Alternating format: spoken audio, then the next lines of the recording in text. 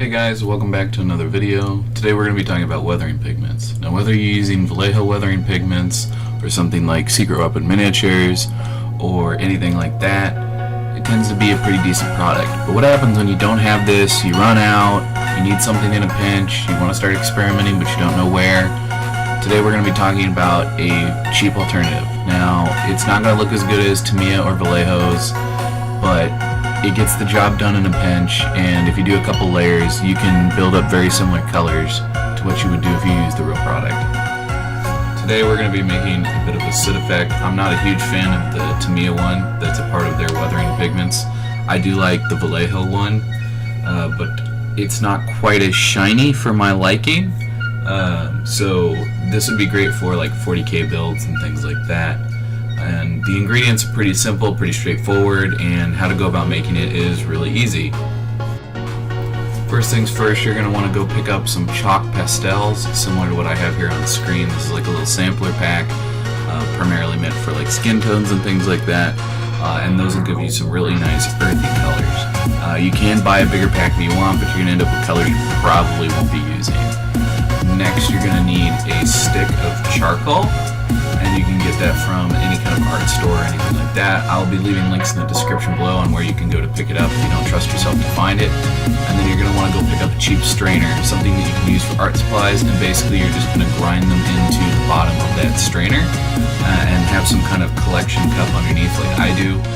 You're really looking for about a 50-50 mix, and it's honestly this simple for the soot effect. You're going to do similar things like this with any other color. If you wanted to do like a rust effect, oranges and reds is where you'd want to be, and some browns, and you might want to make some in-between colors.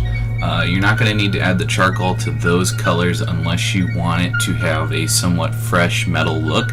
Perhaps if you were doing some kind of corrosive damage, that would work there quite well. But basically it's going to be repeating this process, and you're just going to grind it away through this strainer and mix it in a 50-50 mix.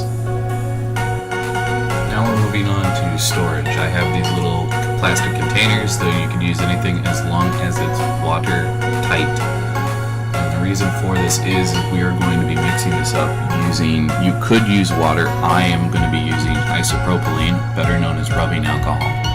Mine's about 90%, and that's going to help to dissolve it, and once that starts to evaporate off, it will act more like those Tamiya weathering pads, or you could leave it in a liquid form. And the reason I do this is because it acts more like a paint at that point and gives you much more control when applying it to the model, as you will see in the test piece here in a moment.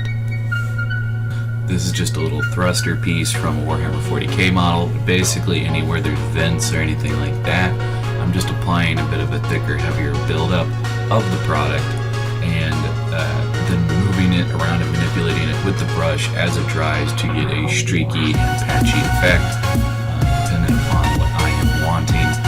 And that's basically how you use it, guys, and there you go. Final product, and as that dries, if you needed to water it down with water or more isopro to continue to manipulate it, you very definitely can. As you can see, this stuff is pretty thick, so I ended up adding a little bit more isopro, but you got to be careful when transferring this into your storage container if you don't have a larger container. If you're using small containers like what I am, it definitely can make a mess, and I suggest doing this over a sink unlike I did. And there you go, guys. This is meant to be a quick fix. This is not meant to be something to replace your pigments. I highly suggest you buy pigments once you can afford them. This will get you by in case you ever run out or you want to experiment with pigments, and it was definitely how I got into using pigments, and it definitely encouraged me to get experimental. And with that, guys, I know that this video has been really short, however there really isn't a whole lot more to it. Just get out there and start experimenting with colors, figure out what works for you, what products you enjoy, and that's really all I can leave you guys with. Thank you so much for watching, and I'll see you guys in the next Back to Basics.